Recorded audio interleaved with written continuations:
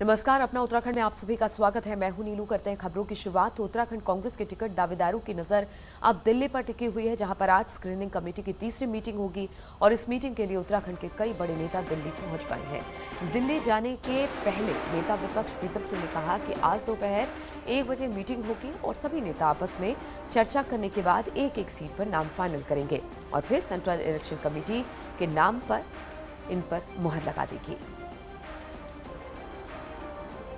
दिल्ली में आज उत्तराखंड कांग्रेस की स्क्रीनिंग कमेटी की बड़ी बैठक होनी है और इस बैठक में लगभग 35 उम्मीदवारों के नाम की पर मोहर लग सकती है। इस विषय पर बात करने के लिए हमारे साथ प्रीतम सिंह जी मौजूद हैं, उन्हीं से बात करते हैं। सर, जो बैठक है, हम उम्मीद करें कि जो पहली लिस्ट है उस पर आज मोहर लग जाएगी। देखिए, स्क्रीनिंग कमेटी की जो है पूर्व में 2 बैठकें हुई हैं और हर विधानसभा पर उस पर चर्चा भी हुई है और मैं समझता हूं कि आज जो बैठक है उसमें काफ़ी हद तक काफ़ी नाम जो है वो क्लियर हो जाएंगे और उसके बाद क्योंकि अंतिम मुहर तो जो है सीसी की लगती है, हम जो है जल्दी जो है पहली सूची जो है जारी करने की स्थिति। जो आप लोगों ने लिस्ट बनाई है सर, उसमें लगभग कितने उम्मीदवारों के नाम है? नहीं, देखिए, हर सीट पर चर्चा हुई है।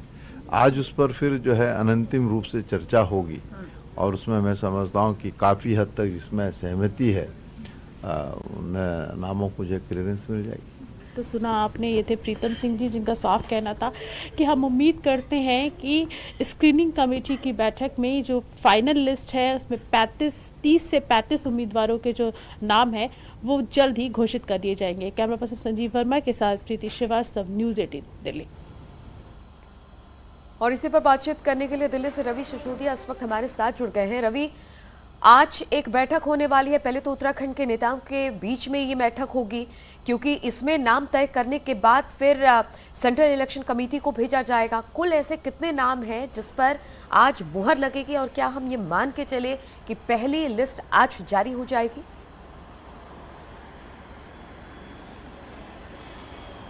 देखिए नीलू, एक टेक्निकल इशू होता है कांग्रेस के अंदर। जो स्क्रीनिंग कमेटी की मीटिंग होती है, स्क्रीनिंग कमेटी अपने पास से जो नाम है वो रिकमेंड करती है सीसी के पास। चूंकि अभी तक सीसी को लेकर कोई फैसला नहीं लिया कि सीसी आज होगी या नहीं होगी। सूत्र ऐसा बता रहे हैं कि सीसी की बैठक कल हो सकती है। तो सीसी की बैठक के बाद ही जो उम्मीदवारों के नाम है उनके नाम की घोषणा होती है। ये तीसरी आज बैठक है स्क्रीनिंग कमेटी का। ऐसा बताया जा रहा है कि आखिरी बैठक होगी और आज की बैठक में जो तमाम नाम है उन पर चर्चा की जाएगी। ऐसा बताया जा रहा है कि जो 70 विधानसभा सीटें उसके लिए करीब 800 उम्मीदवारों के एप्लीकेशन आए थे और उन्हीं को लेकर 3 जो बैठकें दूसरी 2 बैठकें हुई थी उसमें चर्चा हुई थी। आज एक आखिरी बैठक बुलाई गई, उस पर चर्चा की जाएगी और ऐसा बताया जा रहा है करीब 50 ऐसे नाम है। यानी रवि, ये सब इस बात पर डिपेंड करता है कि आज स्क्रीनिंग कमेटी की बैठक होगी कि नहीं होगी। होगी तो क्या ये हम मान के चले कि आज लिस्ट आएगी और नहीं होगी तो फिर 1-2 दिन में पहली लिस्ट आएगी? देखिए, स्क्रीनिंग कमेटी की बैठक 1 बजे हो रही है। सीईसी की बैठक के बाद जो उम्मीदवारों की लिस्ट है उसकी घोषणा होती है। स्क्रीनिंग कमेटी की बैठक के बाद जो नाम है, नाम को रिकमेंड करके सीईसी में भेजा जाता है और सूत्र ऐसा बता रहे हैं कि करीब 50 ऐसी विधानसभा सीटें होंगी जिनको लेकर स्क्रीनिंग कमेटी की तरफ से रिकमेंड करके सीईसी के पास नाम भेजा जाएगा। ऐसा बताया जाए कल सीईसी की बैठक हो सकती है। तो कल अगर सीईसी की बैठक होती है तो ऐसे में कल जो उत्तराखंड के लिए कह सकते हैं कि उत्तराखंड के लिए कांग्रेस के उम्मीदवारों की पहली लिस्ट आ सकती है। आज की अगर बात करें तो आज स्क्रीनिंग कमेटी की बैठक में जो सीट बच गए हैं उन सीटों को लेकर चर्चा की जाएगी। जो उम्मीदवार उनके नाम को लेकर चर्चा होगी और उसके बाद कितनी सीटें हैं रवि? कुल कितनी सीटें हैं आज जिस पर मंथन होना है? देखिए, बताया जा रहा है कि 35 से अधिक सीटें हैं जिनको लेकर चर्चा की जानी है। जो दो बैठकें हुई थी उसमें चर्चा हो चुकी थी। कई ऐसी सीटें हैं जिनको लेकर बताया जा रहा है कि उसमें जो एप्लीकेंट्स हैं उनकी संख्या ज़्यादा थी। ऐसा बताया कि 70 सीटों को लेकर 800 से अधिक उम्मीदवारों की तरफ से एप्लीकेशन आए थे। उस पर चर्चा की जानी है। आज की बैठक में उस पर चर्चा होगी, मंथन होगा और उसके बाद ही जो नाम है वो आगे भेजे जाएंगे। तो कहा जा सकता है कि कल तक जो कांग्रेस की जो सीईसी अगर होती है तो कल की सीईसी के बाद उत्तराखंड के लिए कांग्रेस उम्मीदवारों की पहली लिस्ट आ सकती है। जी ठीक है। और रवि, ये भी कहा जा रहा है कि कुछ नाम ऐसे हैं जिस पर पेच फंसा, जिसका जिक्र आप भी कर रहे थे। एक नहीं, कई इस पे दावेदार हैं। तो वो चीज़ हम मान के चले कि एक लिस्ट कल जब सेंट्रल इलेक्शन कमेटी की बैठक होगी उसके बाद तय हो जाएगा, लेकिन जिस पर पेच फंस रहे हैं उस पर वक्त लगेगा क्या? देखिए, सबसे अहम बात निकल के सामने आई थी नीलू की, जिस तरह से पंजाब में फैसला किया गया था कांग्रेस की तरफ से कि एक परिवार से सिर्फ एक टिकट दिया जाएगा। उत्तराखंड में भी कमोबेश वही हालात है। उत्तराखंड में कई ऐसे लीडर हैं जो खुद के लिए टिकट चाह रहे हैं, उसके अलावा अपने परिवार के लोगों के लिए भी टिकट मांग रहे हैं। इसको लेकर हाईकमान की तरफ से सख्त निर्देश दिए गए थे और कहा गया था कि एक परिवार से सिर्फ एक ही टिकट दिया जाएगा। यशपाल आर्या और उनके बेटे दोनों चूंकि विधायक है, तो ऐसे में वो उसमें एक अपवाद कहा सकता है कि उनको दोनों को टिकट दिया जाएगा। जहाँ तक हरीश रावत है, उनके बारे में कहा जाता है कि हरीश रावत खुद चुनाव लड़ना चाहते हैं और साथ ही साथ अपनी बेटी को भी चुनाव लड़वाना चाहते हैं। उस पर भी निर्देश दिया गया है कि वहाँ भी उनके परिवार से एक टिकट दिया जाएगा। यही हालात रणजीत सिंह रावत को लेकर था, यही हालात प्रीतम सिंह लेकर भी थे। तो आलाकमान की तरफ से फैसला लिया गया है कि एक परिवार एक टिकट होगा। आज की जो बैठक होने वाली है, आज की बैठक में उन नामों पर चर्चा होनी है और उसके बाद जो नाम हो रिकमेंड करके सीईसी के पास भेजे जाएंगे। चलिए, बहुत बहुत शुक्रिया आपका रवि हमारे साथ जुड़ने के लिए। और दिल्ली से एक और बड़ी खबर आ रही है सूत्रों के हवाले से कि कांग्रेस के संपर्क में दिलीप रावत हैं। जी हां, कांग्रेस का दामन थाम सकते हैं दिलीप रावत। दिल्ली में हो सकती है इनकी ज्वाइनिंग। उत्तराखंड कांग्रेस के बड़े नेता दिल्ली में इस वक्त मौजूद हैं और लैंसडाउन से बीजेपी विधायक हैं दिलीप रावत। बीजेपी से नाराज चल रहे हैं और ये माना जा रहा है कि आज ये कांग्रेस में शामिल हो सकते हैं। तो बड़ी खबर आ रही है, बीजेपी से नाराज हैं दिलीप रावत और यही वजह है कि आज वो कांग्रेस में शामिल हो सकते हैं। हालांकि सूत्रों के हवाले से खबर है, अभी तक कंफर्मेशन इसको लेकर नहीं आई है, लेकिन कहा यह जा रहा है कि कांग्रेस में दिलीप रावत शामिल हो सकते हैं। और दिलीप रावत के कांग्रेस में शामिल होने की खबर किसे जो नेता विपक्ष प्रीतम सिंह ने न्यूज़ 18 संवाददाता प्रीति से बात की और प्रीतम सिंह ने कहा कि इस बारे में जानकारी नहीं है और ये बीजेपी का अंदरूनी मामला है। दिलीप रावत बहुत पुराना नाम, बीजेपी के पुराने, उन्होंने भी आप लोगों से बैठक की है।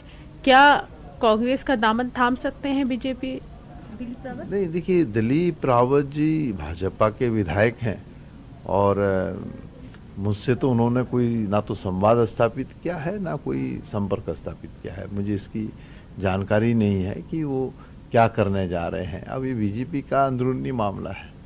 आना चाहें आपकी पार्टी में तो स्वागत है। राष्ट्रीय नेतृत्व तो तय करेगा कि अगर वो आएंगे उनको स्वीकार किया जाएगा, नहीं किया जाएगा। जो निर्णय राष्ट्रीय नेतृत्व लेगा वो सबको स्वीकार। बीजेपी के विधायक दिलीप तो कांग्रेस के संपर्क में है दिलीप रावत और कहा यह जा रहा है कि बीजेपी का दामन छोड़कर कांग्रेस का दामन थाम सकते हैं। सीटों को लेकर कुछ नाराजगी है और यही नाराजगी अब उन्हें बीजेपी से कांग्रेस की तरफ लेकर जा रही है। हालांकि सूत्रों के हवाले से ये खबर है, लेकिन हम आपको बता दें कि दिलीप रावत के कांग्रेस में शामिल होने की खबर से, हालांकि प्रीतम सिंह ने कहा कि इस बारे में उनके पास कोई जानकारी नहीं है और इस बारे में जब जानकारी आएगी जरूर बता देंगे, लेकिन सूत्रों के हवाले से ये खबर जरूर है कि दिलीप रावत बीजेपी छोड़ के कांग्रेस में शामिल हो सकते हैं, क्योंकि उनकी नाराजगी हमने बीते दिनों देखी कि किस तरह से वो नाराज थे। वो मुखर होकर मीडिया के सामने भी आए और अब खबर ये है कि बीजेपी छोड़कर कांग्रेस का दामन दिलीप रावत थाम सकते हैं। सूत्रों के हवाले से ये बड़ी खबर आ रही है कि आज ही कांग्रेस पार्टी को ज्वाइन कर सकते हैं दिलीप रावत। तो दिल्ली में ज्वाइनिंग हो सकती है दिलीप रावत की। लैंसडाउन से बीजेपी के विधायक हैं, नाराजगी इनकी सीटों को लेकर थी और अब यही नाराजगी उन्हें कांग्रेस की ओर लेकर जा रही है। प्रीति इस वक्त हमारे साथ जुड़ गई है। प्रीति, क्या खबर मिल रही है दिलीप रावत की? हालांकि प्रीतम सिंह ने कहा कि उन्हें कुछ खबर नहीं है इस बारे में। दिलीप रावत पिछले 2 दिनों से दिल्ली में थे और दिल्ली में उन्होंने कांग्रेस के कई नेताओं से मुलाकात भी की थी, ऐसी सूत्रों के हवाले से बड़ी खबर है। दूसरी बात ये कि अभी हमारी जब न्यूज़ 18 की प्रीतम सिंह जी से इस बात को लेकर बात हुई कि क्या दिलीप रावत थाम सकते हैं कांग्रेस का हाथ, तो उन्होंने ये कहा कि इसका जो आखिरी जो फैसला है वो केंद्रीय नेतृत्व करेगा, लेकिन अगर वो कांग्रेस में आते हैं तो उनका स्वागत है, हम लोग उनका स्वागत करने के लिए पूरी तरीके से तैयार है, लेकिन इसका जो आखिरी जो फैसला है कि वो कांग्रेस में आएंगे या नहीं आएंगे, इसका जो फैसला है वो केंद्रीय नेतृत्व करेगा। तो कहीं ना कहीं हम ये कह सकते हैं कि ये अटकलें जो लगाई जा रही है कि दिलीप रावत कांग्रेस का हाथ दामन थाम सकते हैं, उसमें कहीं ना कहीं ये जो बात है ये 1-2 दिनों में सामने आ जाएगी, क्योंकि बिल्कुल, तो 1-2 दिनों में ये स्पष्ट हो जाएगा कि क्या वाकई दिलीप रावत कांग्रेस का दामन थाम सकते हैं, क्योंकि खबर तो यही आ रही है कि आज ही हो सकता है कांग्रेस ज्वाइन कर ले दिलीप रावत। बहुत बहुत शुक्रिया प्रीति आपका। और कांग्रेस के पूर्व प्रदेश अध्यक्ष किशोर उपाध्याय पर कांग्रेस पार्टी की तरफ से बड़ा एक्शन हुआ है। किशोर उपाध्याय को कांग्रेस के सभी पदों से हटा दिया गया है। किशोर पर बीजेपी और अन्य दूसरी पार्टियों से नजदीकी बढ़ाने का आरोप है और प्रभारी देवेंद्र यादव की किशोर उपाध्याय पर बड़ी कार्रवाई की है। उन्होंने सारे ही पदों से उन्हें हटा दिया गया है। देवेंद्र यादव की तरफ से जारी लेटर में लिखा गया कि किशोर उपाध्याय को कई बार समझाया गया, लेकिन बार बार चेतावनी देने के बाद भी किशोर उपाध्याय नहीं माने और अन्य पार्टियों के संपर्क में रहे, इसलिए किशोर उपाध्याय को सभी पदों से हटा दिया गया है। हालांकि किशोर उपाध्याय को अभी कांग्रेस पार्टी से बाहर नहीं किया गया है। पिछले दिनों किशोर उपाध्याय ने बीजेपी नेताओं से मुलाकात की थी और लगातार चर्चा है कि किशोर उपाध्याय बीजेपी में शामिल हो सकते हैं। और देहरादून से बड़ी खबर आ रही है, जहां पर चुनाव की तैयारियों को लेकर सीएम एक बैठक करने वाले हैं। नेताओं और कार्यकर्ताओं के साथ ये बैठक होगी। बीजेपी ऑफिस में ही ये बैठक रखी गई है। तो चुनाव को लेकर नेताओं और कार्यकर्ताओं के साथ सीएम की ये बैठक है और बताया जा रहा है कि बीजेपी ऑफिस में ही इस बैठक को रखा गया है।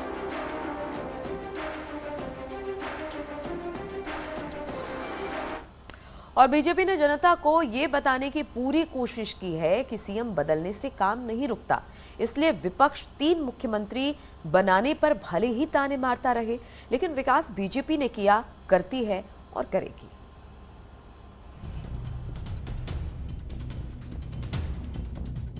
चुनाव से 32 दिन पहले बीजेपी अपने 3 पूर्व मुख्यमंत्री, मौजूदा मुख्यमंत्री और प्रदेश अध्यक्ष को मंच पर ले आई। बुधवार को बीजेपी ने जब किया है, करती है और करेगी सिर्फ भाजपा स्लोगन दिया, तो पूर्व सीएम निशंक, त्रिवेंद्र रावत, तीरथ रावत और सीएम पुष्कर धामी एक मंच पर दिखे।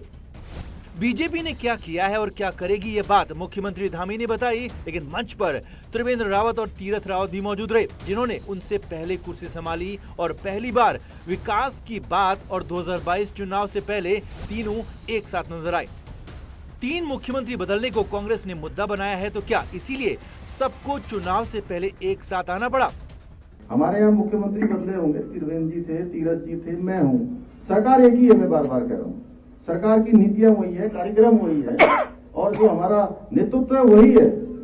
चेहरा बदल गया, मैं आ गया, पहले तीरथ जी आ गए, उससे पहले त्रिवेंद्र जी थे। पुष्कर धामी ने मुख्यमंत्री बदलने की बात को पार्टी का फैसला बताया और यही बात तीरथ और त्रिवेंद्र ने भी कही। दोनों ने कहा कि क्या हुआ, क्यों हुआ, सवाल नहीं है, पर काम बीजेपी ने किया, ये जनता जानती है।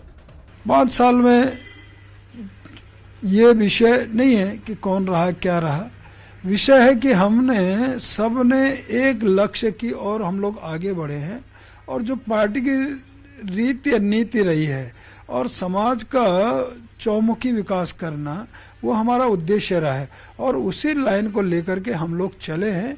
और मैं सोचता हूँ कि यही जनता चाहती भी है, वो काम चाहती है, वो विकास चाहती है, तो वही मॉडल हमने सबने एक मॉडल रखा है और उस मॉडल को जनता के सामने लेके जा रहे हैं, कर रहे हैं। एकजुटता दिखा नहीं रही है, एकजुटता है और जब सारे दल बिखरे हुए नजर आ रहे हैं, भारतीय जनता पार्टी पूरी एकजुटता के साथ और चुनाव अभियान में लगी हुई है। तीनों सीएम का, खैर मुझे तो जानकारी नहीं है, मुझे तो केवल अपनी जानकारी थी, लेकिन निश्चित रूप से इसका एक अच्छा संदेश जनता के बीच में जाएगा। 2017 से 2022 तक 57 विधायकों की सरकार चलाने वाले तीनों मुख्यमंत्रियों को यकीन है कि 2022 बीजेपी जीतेगी, लेकिन सवाल है कि क्या सबको साथ दिखाने के बाद बीजेपी के लिए वाकई जीत की राह इतनी आसान होगी? दीपांकर भट्ट, न्यूज़ 18, देहरादून।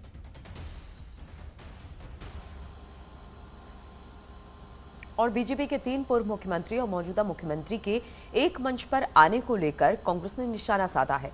पूर्व सीएम हरीश रावत का कहना है कि बीजेपी और नेताओं को भी अगर ले आए तब भी जनता के सवालों से नहीं बचने वाले। उन्होंने कहा कि कांग्रेस के 3 तिगाड़ा काम बिगाड़ा स्लोगन का भी असर है कि सब एक साथ बीजेपी के बचाव में सामने आ गए, लेकिन ये कमजोर डिफेंस है। वहीं बीजेपी ने नए स्लोगन पर हरदा सिंह ने कहा कि करप्शन करते हैं सिर्फ बात और करेंगे सिर्फ खनन।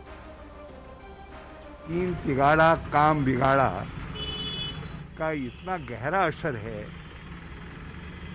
लोग जगह जगह सवाल कर रहे हैं, तो उन उड़ते हुए सवालों से बचने के लिए ये डिफेंस बनाया है, मगर ये बड़ा कमज़ोर डिफेंस है।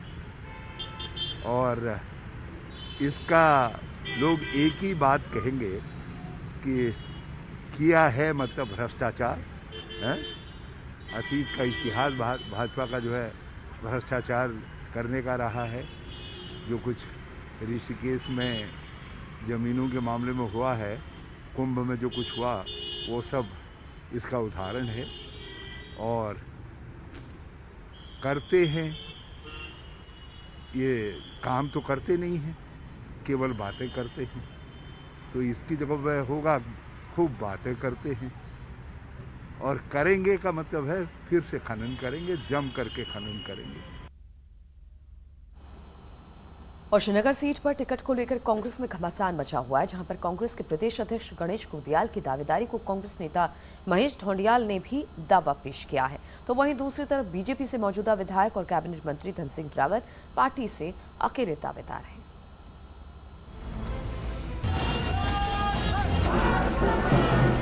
राज्य की हॉट विधानसभा सीटों में से एक श्रीनगर विधानसभा से कांग्रेस के मौजूदा प्रदेश अध्यक्ष गणेश गोदियाल टिकट के स्वाभाविक दावेदार माने जा रहे हैं। वहीं सीट पर कांग्रेस नेता महेश ढोंडियाल ने भी दावेदारी पेश की है। ढोंडियाल का कहना है कि प्रदेश अध्यक्ष का महत्वपूर्ण दायित्व मिलने के बाद उन्हें दूसरों को मौका देना चाहिए। मैं भी उनसे पहले से यहाँ पे दावेदार रहा हूँ, 1996 से दावेदारी कर रहा हूँ। पार्टी ने उन्हें प्रदेश अध्यक्ष बनाया है। हो सकता है कि उन पर तमाम सीटों को लड़ाने की जिम्मेदारी देकर और मुझे जो है विधानसभा लड़ाने का पार्टी की योजना हो कि गोदियाल जी आज से 20-21 साल पहले मेरे पास ही कांग्रेस ज्वाइन करने आए थे और मैंने ही उनको कांग्रेस में ज्वाइन कराने का काम किया था। इस मामले पर कांग्रेस प्रदेश अध्यक्ष गोदियाल का कहना है कि टिकट फाइनल होने पर विवाद की स्थिति में इसे सुलझा लिया जाएगा। संगठन में लोकतांत्रिक जो परंपराएं हैं उनका निर्वहन होता है। सभी को ये अधिकार है कि वो दावा करें, लेकिन उसके बाद ये एक टिकट तो एक ही होता है। जब एक व्यक्ति तय हो जाता है तो सभी उसको मानेंगे, मेरा ऐसा मानना है। कुछ लोग ये मानते हैं जरूर कि भाई मैं ज्यादा बेहतर था, तो समझाया जाएगा। श्रीनगर सीट पर कांग्रेस की आपसी रस्साकशी के बीच भाजपा से मौजूदा कद्दावर विधायक धन सिंह रावत पार्टी के एकमात्र टिकट के दावेदार हैं।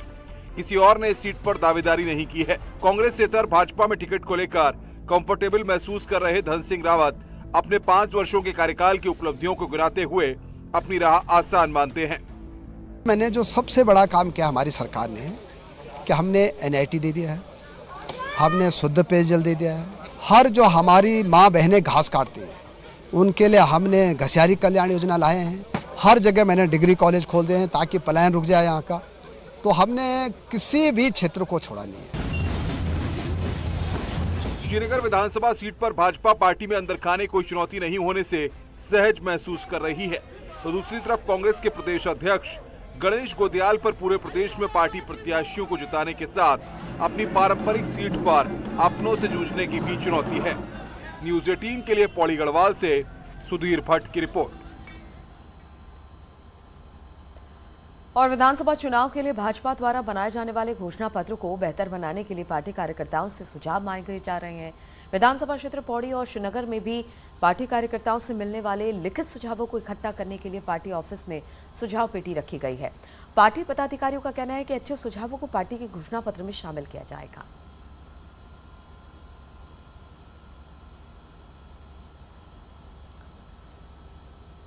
और उत्तरकाशी में लोकतंत्र के पर्व माने जाने वाले चुनाव को संपन्न कराने के लिए जिला प्रशासन लगातार बैठकों का दौर जारी है और जिले के 3 विधानसभा में बर्फ से ढके 113 बूथों पर मतदान प्रक्रिया संपन्न कराने के लिए पोलिंग पार्टियों को मौसम की खासी चुनौतियों का सामना करना पड़ रहा है। हालांकि जिला प्रशासन इन बूथों पर जाने वाली पोलिंग पार्टियों के लिए सुविधा मुहैया कराने की बात कह रहा है, लेकिन इन बूथों पर कर्मचारियों को हाथ कपा देने वाली ठंड में खासी दिक्कतें उठानी पड़ेगी। हमारे पोलिंग स्टेशन हिमाच्छादित एरियाज़ में है या जो काफ़ी पैदल चल के जहाँ पे जाना पड़ता है, कम्युनिकेशन की प्रॉब्लम है। वहाँ पर हमने विस्तृत प्लान तैयार किया अपना कम्युनिकेशन का, जिसमें हम वायरलेस के माध्यम से या अन्य जो हमारे सैटेलाइट फोन्स होते हैं उसके माध्यम से उनसे कम्युनिकेशन साधेंगे। इसके अतिरिक्त जो पोलिंग पार्टी सुदूर क्षेत्र में जाती है उसके लिए हमने पूरा रूट प्लान अलग से उनके लिए तैयार किया है। उनके लिए हम अलग से उनको इक्विपमेंट्स आदि प्रोवाइड करेंगे अगर बर्फबारी होती है या उस क्षेत्र में। और रुकते हैं यहाँ पर छोटे से ब्रेक के लिए, फौरन हाजिर होंगे।